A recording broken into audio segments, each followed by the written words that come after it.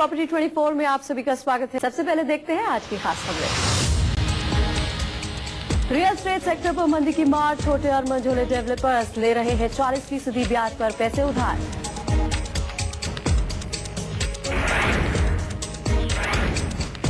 Festive season में आपके घर का सपना हो सकता है साकार। डेवलपर्स 6 लाख फ्लैट्स की कीमतें कर सकते हैं कम।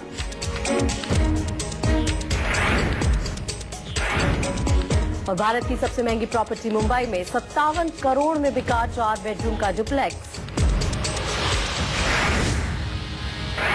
रियल एस्टेट सेक्टर पर मंदी की मार साफ तौर पर दिखाई देने लगी है। डेवलपर्स मंदी के इस दौर में भी फ्लैट्स की कीमतों को ऊंचाई पर बनाए रखने की जुगत में लगे हुए हैं। इसके लिए 40% से ज्यादा के ब्याज पर पैसे उठा रहे हैं।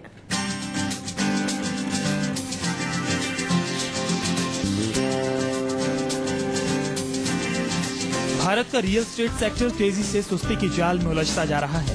देश भर में प्रॉपर्टी की कीमतों में कमी दर्ज की जा रही है, लेकिन ये कमी ज्यादा नहीं है और डेवलपर्स इसे ऑफर्स एंड डिस्काउंट के तौर पर ग्राहकों को दे रहे हैं। लेकिन अंदर की बात कुछ और है। महंगे लोन की वजह से फ्लैट्स की मांग में कमी और बढ़ते कंस्ट्रक्शन कॉस्ट की वजह से छोटे और मंझोले स्तर के डेवलपर्स की स्थिति खराब हो चुकी है। फिर भी एक सीमा से ज्यादा फ्लैट्स की कीमतें वो नहीं गिरने देना चाहते और इसके लिए 40% से ज्यादा की वार्षिक दर पर भी ब्याज उठाकर कंस्ट्रक्शन को नहीं रुकने दे रहे हैं। देखिए, इसको हम स्टॉक के हिसाब से देखते हैं। अगर एक स्टॉक लिक्विड करना है, कुछ परसेंटेज अगर मान लीजिए मेरे को देना भी पड़ जाता है किसी एक्स रेट के ऊपर, तो एज ए बिजनेसमैन कोई बहुत बड़ा इशू नहीं है। लेकिन अगर मैं सारा स्टॉक क्लियर कर रहा हूँ तो डेफिनेटली फिर मैं प्रॉब्लम में आ सकता हूँ और जिस आदमी का पैसा लगवा रहा हूँ वो भी प्रॉब्लम में आएगा मेरे साथ। दरअसल डेवलपर्स किसी फ्लैट की लागत का कई गुना ज्यादा कीमत लगाते हैं। अगर डेवलपर्स चाहें तो फ्लैट्स की कीमतें कम कर बिक्री बढ़ा सकते हैं, लेकिन ज्यादा मुनाफा पाने की होड़ में अब उन्हें हर महीने 4% तक के ब्याज पर कर्ज लेना पड़ रहा है। तो अभी सेंटीमेंट्स जो है फेवर में नहीं है, क्योंकि हमारी जो पूरी इकोनॉमी है, and it is not only Indian economy, the globally the sentiments are not in favour of any investment, and that is why investments are not coming in the economy also. Property research firm Liases Foras की report के मुताबिक पूरे देश में 6 लाख से ज्यादा flats खाली पड़े हैं, क्योंकि ज्यादातर निवेशक और एंड यूजर्स फिलहाल प्रॉपर्टी बाजार से दूरी बनाए हुए हैं। हालांकि जो डेवलपर्स कंस्ट्रक्शन लिंक प्लान के तहत फ्लैट्स बेच चुके हैं, उन्हें तभी तक EMI मिलेगी जब तक कंस्ट्रक्शन जारी रहेगा। ऐसे में डेवलपर्स महंगे लोन लेकर अपना काम चला रहे हैं। बिल्डर्स को लग रहा है कि आने वाले दिनों में जब बाजार की स्थिति सुधरेगी तो उन्हें मोटी कमाई होगी। अगर रियल एस्टेट की स्थिति अगले कुछ महीनों में सुधरती है तो एक बार फिर से डेवलपर्स कंज्यूमर से कई गुना ज्यादा कीमत वसूलने लगेंगे। लेकिन अगले कुछ महीनों तक अगर यही मंदी का माहौल रहा तो प्रॉपर्टी डेवलपर्स को कीमतें घटाने के अलावा कोई दूसरा चारा नहीं बचेगा और तब आम लोगों के घर का सपना उनके बजट में पूरा हो पाएगा। राजीव रंजन, न्यूज़ 24, दिल्ली। आप घर खरीदना चाहते हैं, महंगी कीमतों की वजह से आप हिम्मत नहीं जुटा पा रहे हैं, तो आपका सपना जल्द ही साकार हो सकता है। फ्लैट्स की कीमतों में आने वाले दिनों में भारी कमी देखने को मिल सकती है।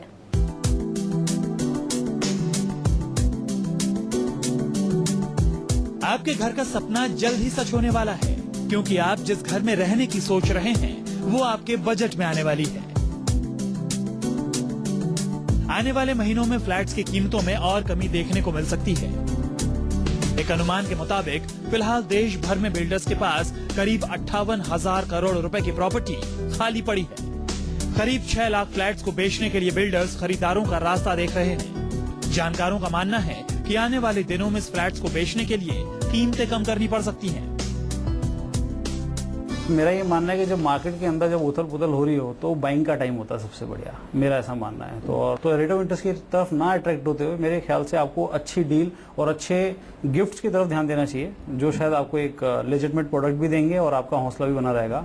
मेरे ख्याल से प्रॉपर्टी तो इंडिया में आपको कभी भी, जब आपको ठीक टाइटल में और ठीक लोकेशन में और आपकी रिक्वायरमेंट के हिसाब से अगर मिलती है, तो आपको छोटी मोटी जो मार्केट डायनामिक्स होती है, जो करेक्शन होती है या माइनर स्टैग्नेशन होती है due to speculation and investor sentiment, उसको नहीं देख के you should negotiate hard and आपको जो भी है खरीद लेना चाहिए अपने रिक्वायरमेंट के अकॉर्डिंग। बिल्कुल मिलेगी ग्राहकों को राहत। जितना भी स्कीम आती है दिवाली के आसपास उसमें बिल्डर कुछ ना कुछ ऑफर्स जरूर लेके आएगा, और जितनी भी बिल्डर के पास लेफ्ट आउट इन्वेंट्री है, जो भी पुराने कंस्ट्रक्शन हुए हुए फ्लैट्स हैं, उसमें जरूर बिल्डर फायदा देगा कुछ ना कुछ कस्टमर्स को लेकर। देश में कुल खाली पड़े प्रॉपर्टी में 1/3 देश से सबसे बड़े डेवलपर्स डीएलएफ के पास हैं। वहीं दूसरे नंबर पर एचडीआईएल है।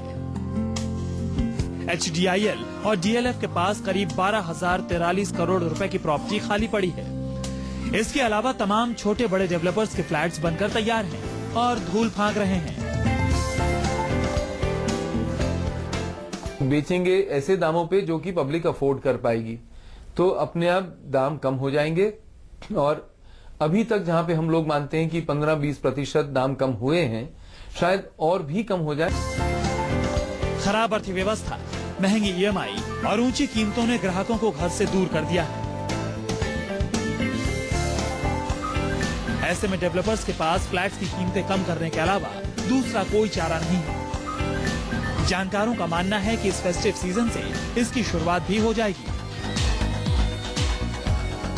दीपावली और दुर्गा पूजा जैसे फेस्टिव सीजन पर हर साल डेवलपर्स ग्राहकों को कुछ न कुछ छूट या ऑफर्स देते आए हैं, लेकिन इस बार स्थिति कुछ उल्टी है।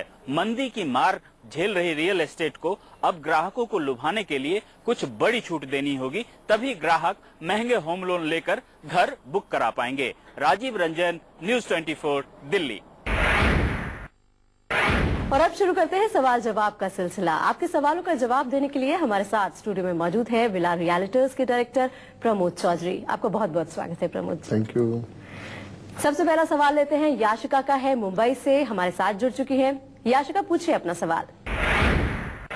नोएडा एक्सटेंशन में सेक्टर 2 में आज से 3 साल पहले मैंने अथॉरिटी के ड्रॉ में एक प्लॉट लिया था 220 मीटर का, जिसका पोजीशन मुझे नहीं मिला है अभी तक। उसका पोजीशन मुझे कब तक मिलेगा, मुझे बता सकते हैं? देखिए यासिका, बिल्कुल आप ठीक कह रहे हैं। एक्चुअल में तकरीबन ये योजना डेवलपमेंट अथॉरिटी ने 3 साल पहले ही निकाली थी, लेकिन क्योंकि काफी समय से किसान और डेवलपमेंट अथॉरिटी के बीच में मुआवजे को लेके काफी लंबा संघर्ष रहा, काफी लंबी एक लड़ाई रही, तो जो अब खत्म हो चुकी है और किसानों को जो 64% मुआवजा बढ़ा के देना था, तो वो डेवलपमेंट अथॉरिटी ने दे दिया है और अभी सारी डेवलपमेंट दोबारा से चालू हुई है। मुझे लगता है कि 1 से 1.5 साल में आपको पोजीशन मिल जाएगा। दूसरा सवाल आया है हमारे पास ईमेल के जरिए। देखते हैं कि नीलम सिंह क्या जानना चाहती हैं। ये जानना चाहती है कि राजनगर एक्सटेंशन में घर लेना फ्यूचर के लिए कैसा रहेगा। नीलम जी, राजनगर एक्सटेंशन बहुत अच्छा अपकमिंग एरिया है, दिल्ली एनसीआर का ये पार्ट है और कनेक्टिविटी वाइज भी बहुत अच्छा है। डेवलपमेंट देखेंगे तो बहुत अच्छी डेवलपमेंट वहां पर हुई है और आपके लिए बहुत अच्छी ऑप्शन रहेगी राजनगर एक्सटेंशन में। और अगला सवाल भी हमें ईमेल के जरिए ही भेजा है पटना से अंकित कुमार ने। ये जानना चाहते हैं कि गाजियाबाद NH24 पर रेडी टू मूव फ्लैट्स के लिए क्या क्या ऑप्शंस हो सकते हैं। जी प्रमोद जी।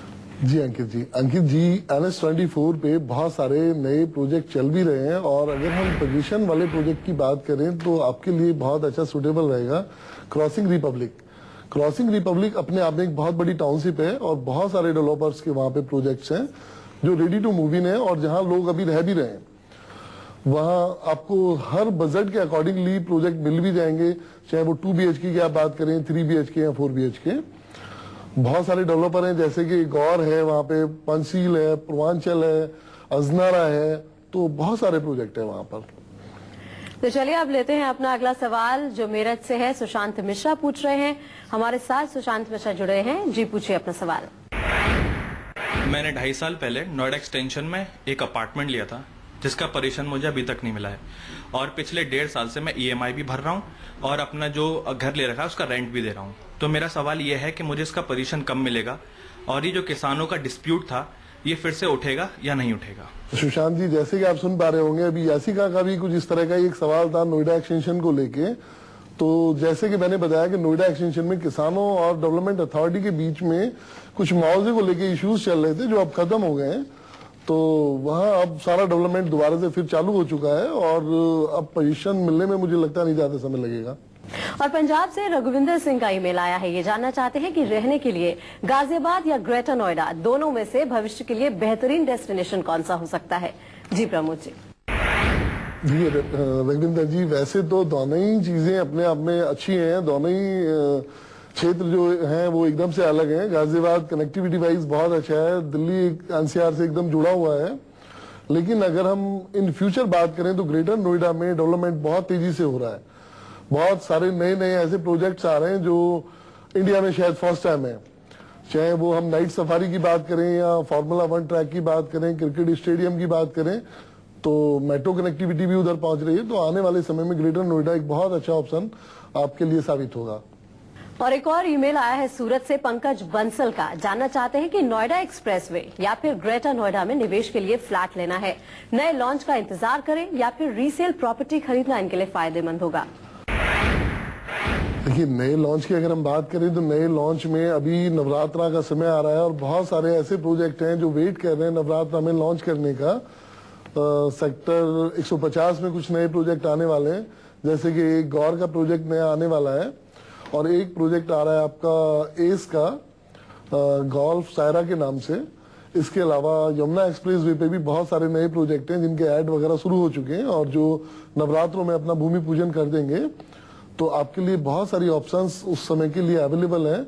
और मीनवाइल अगर आप चाहते हैं कि रिसेल में, तो एक बार आप वो भी सर्च कर सकते हैं, रिसेल में भी सारे प्रोजेक्ट अवेलेबल हैं, सभी में अच्छी अच्छी आप देख सकते हैं। एक बारी नवरात्रा बहुत नजदीक है तो आप कंपेयर भी कर लेंगे कि आपके लिए दोनों में से बेहतर रेट्स कौन सा रहेगा और प्रोजेक्ट कौन सा रहेगा।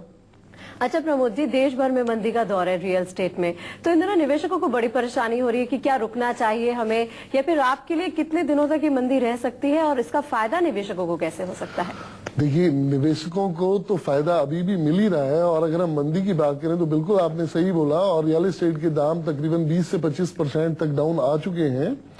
डेवलपर्स के पास में बहुत सारी नई इन्वेंट्री बची हुई है और वो उस पर बहुत अच्छी अच्छी स्कीम्स लेके आ रहे हैं ताकि क्लाइंट या एंड यूजर या इन्वेस्टर जो भी है वो अट्रैक्ट हो और आके निवेश करे। तो राइट टाइम है परचेजिंग करने का, बिकॉज अब इससे ज्यादा नीचे आने का तो कोई मुझे लगता नहीं कि कहीं कुछ चांस है। बिल्कुल एकदम से राइट टाइम है आपको प्रॉपर्टी परचेज करने का। तो प्रमोद जी, हमारे साथ चर्चा में जुड़ने का और हमारे दर्शकों की प्रॉब्लम को सॉर्ट आउट करने के लिए बहुत बहुत शुक्रिया। Thank you. Real estate sector पर मंदी की मार पूरे देश में देखी जा रही है, लेकिन मुंबई का कुछ इलाका है जो इससे पूरी तरह छूता है, और यही वजह है कि भारत की सबसे महंगी प्रॉपर्टी की डील भारत की आर्थिक राजधानी में देखने को मिली है, जहां एक बिजनेसमैन ने 57 करोड़ रुपए के एक डुप्लेक्स खरीदा है। भारत की सबसे महंगी रेजिडेंशियल प्रॉपर्टी, कीमत 1,35,000 रुपए प्रति वर्ग फुट, 57 करोड़ रुपए का ड्यूप्लेक्स।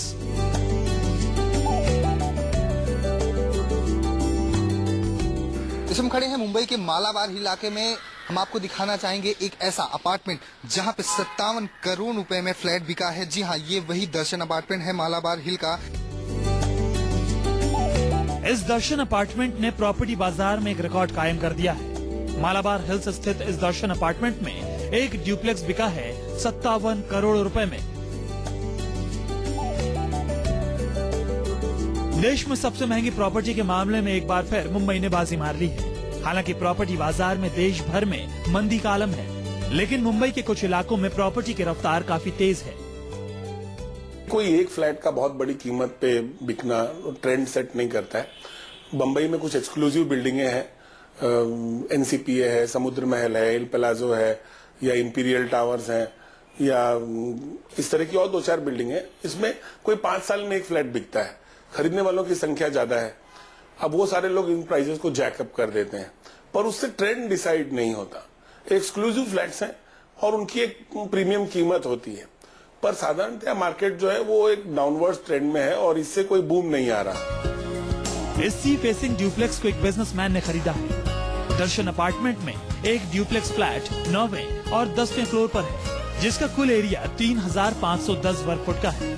प्रति वर्ग फुट 1,35,000 रुपए के भाव पर यह सौदा तय हुआ है, यानी पूरे ड्यूप्लेक्स की कीमत है 57 करोड़ रुपए। इस ड्यूप्लेक्स में 4 बेडरूम, 13,086 वर्ग फुट का टेरेस इससे जुड़ा है। साथ ही 700 वर्ग फुट का गैराज भी इस पूरी डील में शामिल है। मुंबई से बेसिकली इमोशन बेस्ड सेलिंग ज्यादा होती है एंड वहाँ पर बड़ा ना हाइप है चीजों की और लिमिटेशन ऑफ प्रोडक्ट है। तो इस बात को हमें ध्यान रखना चाहिए। बहुत लिमिटेड एरिया है मुंबई के अंदर, क्योंकि वहाँ पर कंस्ट्रक्शंस कोई फ्रेश नहीं होते, वहाँ पर रीबिल्ड कॉन्सेप्ट चलते हैं सारे। अगर आप ध्यान देंगे तो वहाँ पर कोई नई जमीन आपको अवेलेबल नहीं है। तो जो परचेजिंग आज के डेट में जो कर रहा है और जो लॉन्च कर रहा है, तो उसका रेट हमेशा अपर ही रहने वाला है आपके लिए। इससे पहले भी सबसे महंगी प्रॉपर्टी के मामले में मुंबई ही पहले स्थान पर था। पिछले साल नेपियन सी रोड पर टहनी हाइट्स में 1,20,000 रुपए प्रति वर्ग फुट की दर पर फ्लैट्स बिके थे। इसी साल जून में वर्ली सी फेस पर समुद्र महल में